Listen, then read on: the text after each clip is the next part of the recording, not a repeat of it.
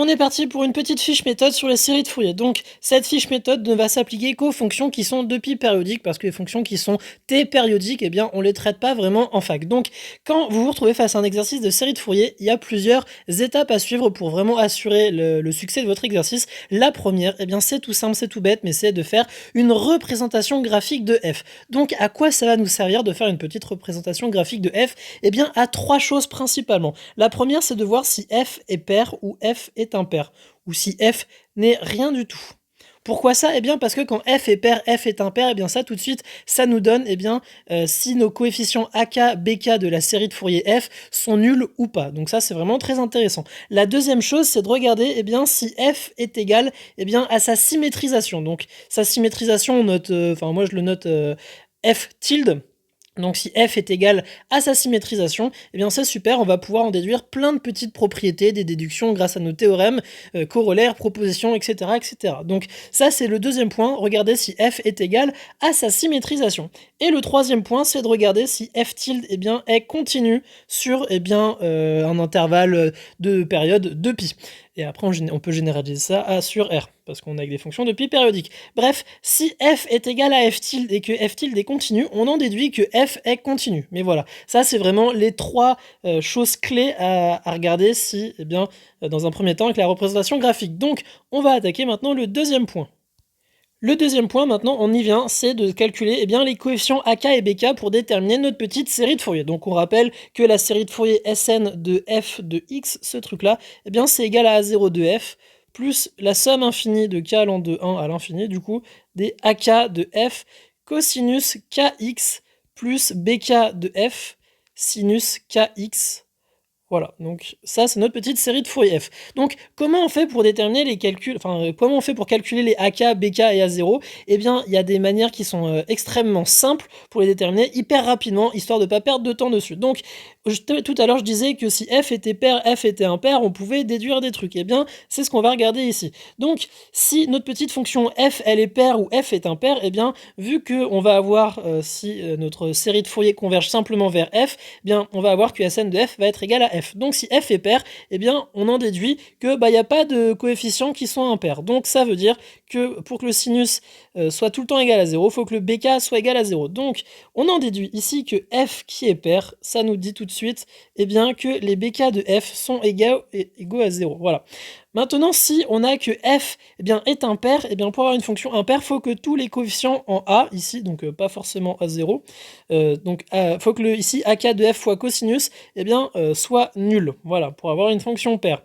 Donc ici, pour que le cosinus soit tout le temps nul, il faut que le AK soit nul. Et on en déduit encore plus que si f est impair, le A0 de f, ici, il vaut aussi 0.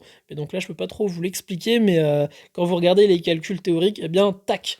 En fait, c'est pas que je peux pas vous l'expliquer, mais c'est qu'on va pas perdre de temps sur tout détailler, parce que ici, on est en train de faire une fiche méthode. Donc si f est impair, pour tout cas positif, AK de f ici est égal à 0. Et là, c'était pour tout cas supérieur à 1. Parce qu'ici, il n'y a pas de B0 de f. B0 de f, par défaut, il est égal à 0. Ça, c'est une convention. Ensuite, maintenant, comment on fait pour calculer les coefficients AK, BK si notre fonction f est paire ou impair ou ni l'un ni l'autre? Eh bien, on va avoir que AK de f, ce truc-là va être égal à 1 sur pi, l'intervalle sur la longueur, sur une longueur de la période, donc on peut prendre de 0 à 2 pi, on peut prendre de moins pi à pi, on peut prendre de pi sur 2 à 3 pi sur 2 si vous voulez. Moi, ce que je vous conseille, c'est toujours de rester sur une intégrale qu'on intègre qu'on calcule sur un intervalle symétrique. Donc, on reste sur du moins pi pi. On va voir pourquoi. Donc, attendez, ici, c'est donc f de t cos k x, donc kt dt. Voilà, il faut que ce soit les mêmes variables muettes. Donc ça, c'est AK. Et maintenant, BK, c'est exactement la même chose, mais avec un petit sinus. Voilà. Donc on va se retrouver avec du f de t sinus de kt dt.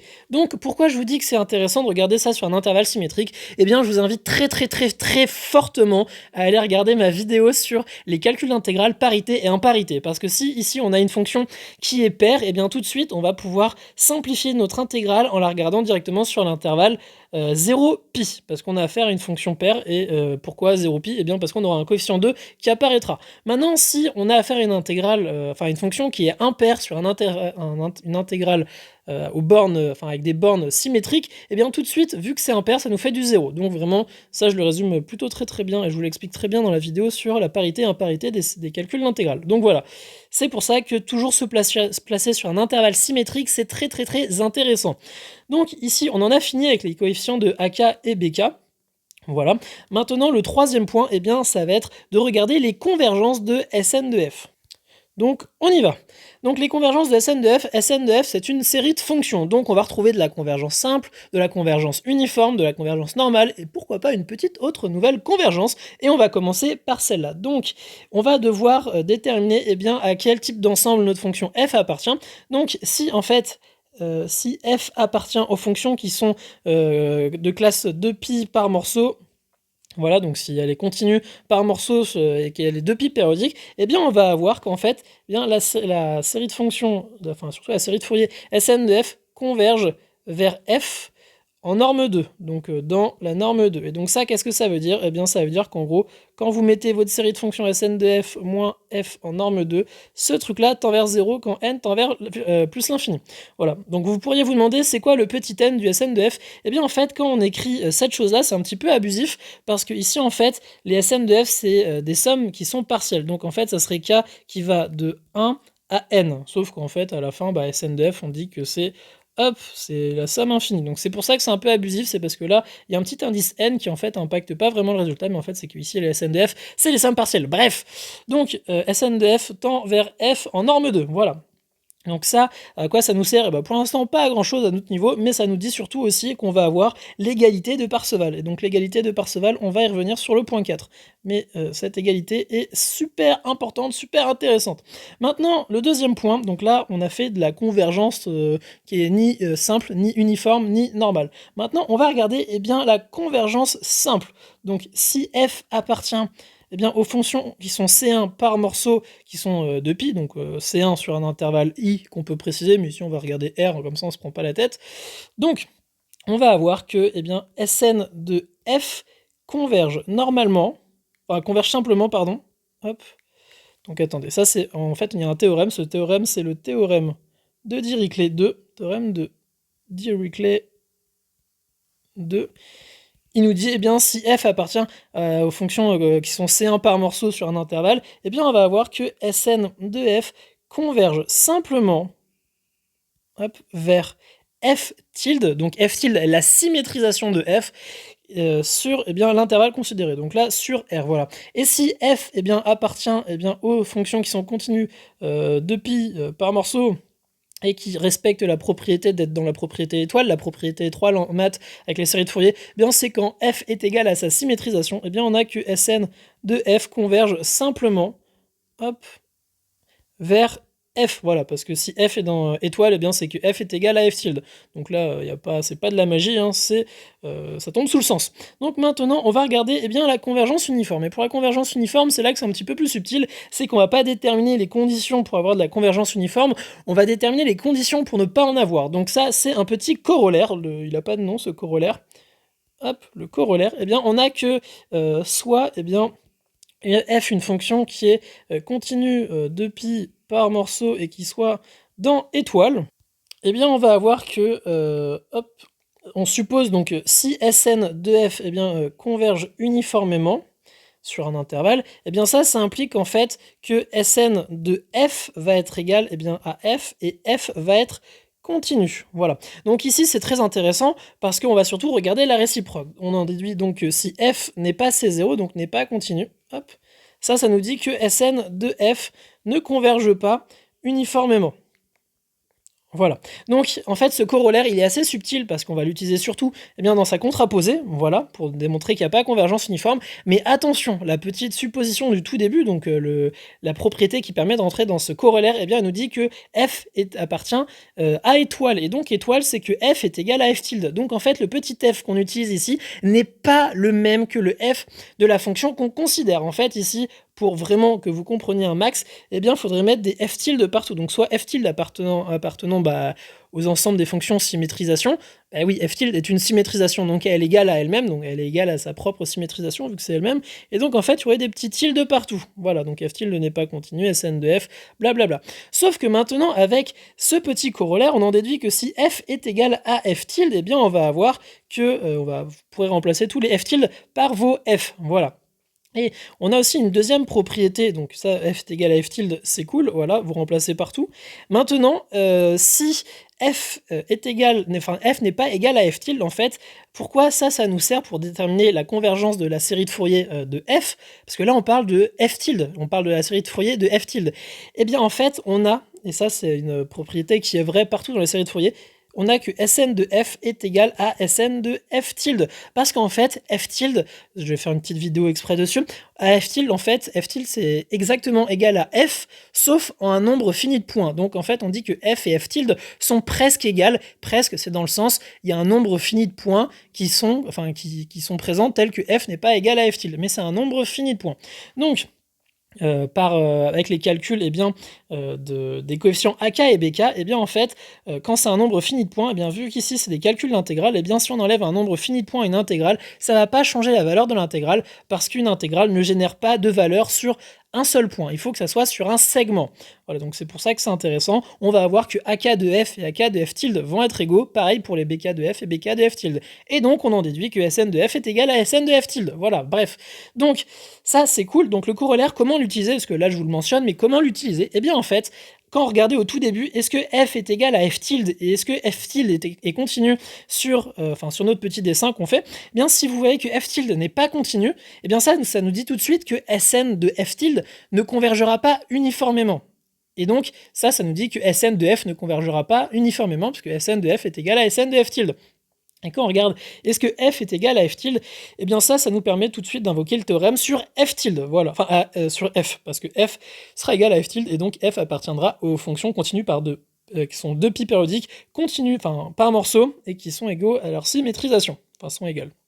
Voilà, donc ce théorème, vraiment, ça nous dit que si f tilde n'est pas continu, eh bien on n'a pas de la convergence uniforme, et voilà. Donc maintenant, on a traité le cas de la convergence uniforme, ou plutôt le cas de non-convergence uniforme. Maintenant, on va regarder le cas de convergence normale. Donc, sous quelles conditions, eh bien, on a que notre série de Fourier converge, normalement. Donc, je recherche un petit peu l'expression qu'on avait trouvée tout à l'heure. Voilà, on avait dit que Sn de f, ce truc-là, c'était exactement égal à ça. Donc, on va regarder un petit peu comment obtenir de la convergence uniforme de Sn de f. Donc Sn de f converge normalement, donc j'ai dit une convergence uniforme, mais non c'est normalement, hop. Eh bien on a que Sn de f converge normalement si en fait le terme général de la série de fonctions Sn de f se fait majorer par le terme général d'une série numérique convergente. Donc ça, c'est la définition de la convergence normale. Allez check mes vidéos sur les séries de fonctions, c'est très intéressant. Donc on a que Sn de f, ce truc-là, c'est A0, donc avec de x, voilà. Ce truc-là, c'est A0 de f plus, je réécris la somme parce que là, c'est nécessaire pour comprendre. AK cos k de x plus bk sin, hop, k de x, voilà. Donc, ici, avoir une petite addition par un nombre, parce que A0 de f c'est un nombre, ça va pas impacter la nature de notre série numérique ici, de notre série de fonctions, ou notre série numérique en fonction de ce qu'on va regarder.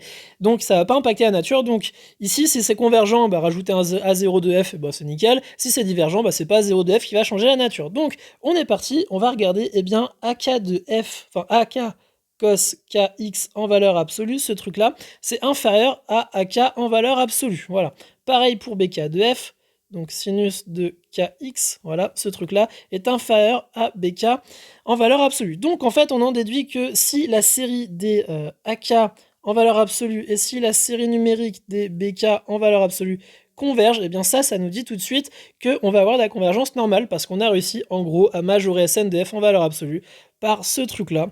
Et donc ça, c'est la série des AK en valeur absolue plus la série des BK en valeur absolue. Donc si ces trucs-là, si ces deux séries numériques-là convergent, et bien ça veut dire qu'on va avoir de la convergence absolue. Mais là, ce que j'ai écrit, c'est extrêmement abusif avec les valeurs absolues. Donc n'écrivez pas ça, regardez plutôt sur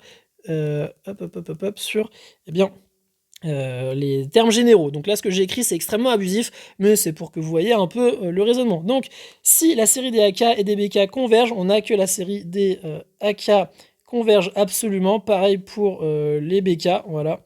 Et donc ça nous dit tout de suite que Sn de f converge normalement. Voilà, mais c'est vrai que pour déterminer ça, enfin pour déterminer ce résultat-là, il faut d'abord avoir calculé les coefficients AK et BK. Et une fois que vous avez les coefficients AK et BK, vous obtiendrez souvent au numérateur du moins 1 à la puissance K plus 1 ou K ou quelque chose. Donc on aura des séries alternées et au dénominateur de vos coefficients AK et BK, vous aurez souvent des polynômes de degré 1, de degré 2, pourquoi pas des degrés 3, on ne sait pas. Mais bref, si c'est du degré 1, tout de suite ça vous dit qu'on n'a pas de la convergence normale. Enfin, ça vous dit pas vraiment ça. Enfin, si vous avez partout au dénominateur des k au carré par exemple, ou des fonctions linéaires en k carré, et bien ça vous aurez de la convergence normale. Mais sinon si vous n'avez pas ça, vous ne pourrez pas conclure sur la convergence normale de la série de Fourier f. Bref, maintenant on va passer au quatrième point, le point le plus intéressant je trouve, ça va concerner les calculs de somme. Donc on est parti pour regarder comment déterminer des calculs de somme, enfin la valeur de somme avec les séries de Fourier. Donc en fait, pour calculer des sommes avec les séries de Fourier, vous aurez deux armes principales. Donc vous aurez l'égalité de Parseval, le truc que je parlais tout à l'heure, égalité de Parseval, et ça, on va s'y arrêter un petit moment parce que c'est super intéressant et super important à comprendre.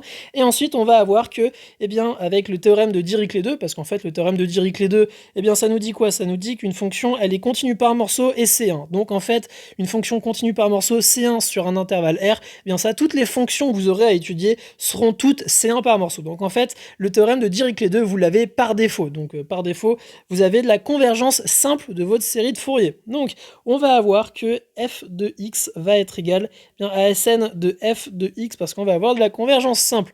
Donc ça nous dit simplement que f de x va être égal à la somme des A0 plus les AK cos plus bk sin cos avec les kx. Voilà, bref, vous aurez deux façons de déterminer les sommes. Donc la première, on va regarder f de x et Sn de f, donc en fait égalité de Parseval, on va la regarder après parce que celle-là faut s'y attarder un petit peu longtemps. Donc en fait, ici avec le f de x, il faudra regarder en fait en rentrant des valeurs de x bien particulières dans votre fonction f, voir qu'est-ce que ça recrache dans votre somme. Donc en fait ici quand vous avez par exemple, il faudra trouver vraiment les petits points stratégiques. Donc là ça sera vraiment à la jugeote, il faudra analyser la série numérique qu'on vous demande, la comparer à votre série de Fourier et regarder en quelle valeur de x on peut obtenir la même tête que cette série numérique. Donc là ça sera vraiment à la jugeote, mais vous allez voir c'est pas très compliqué.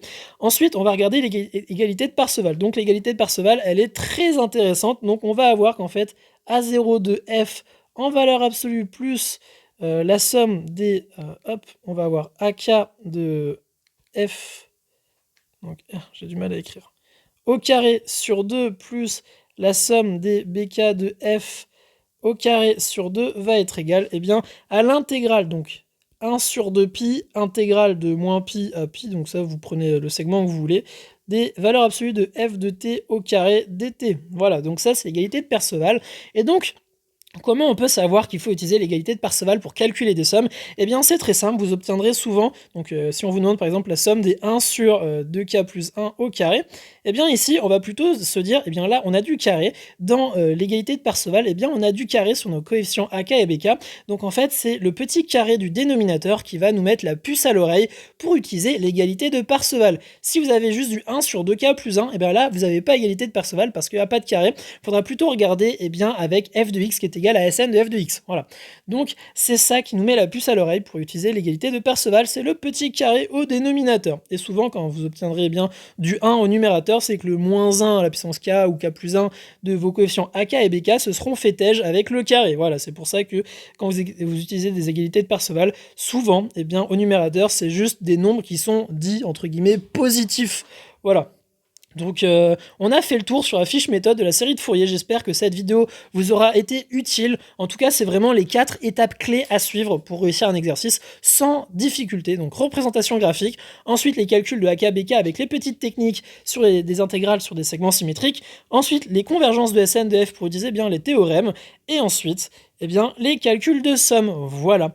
Bon, sur ce, je vous dis à une prochaine, et si la vidéo vous a plu, n'hésitez pas à la liker pour me le faire savoir, c'est très très très important pour moi. Voilà, sur ce, je vous embête pas plus, on se dit à une prochaine, salut tout le monde!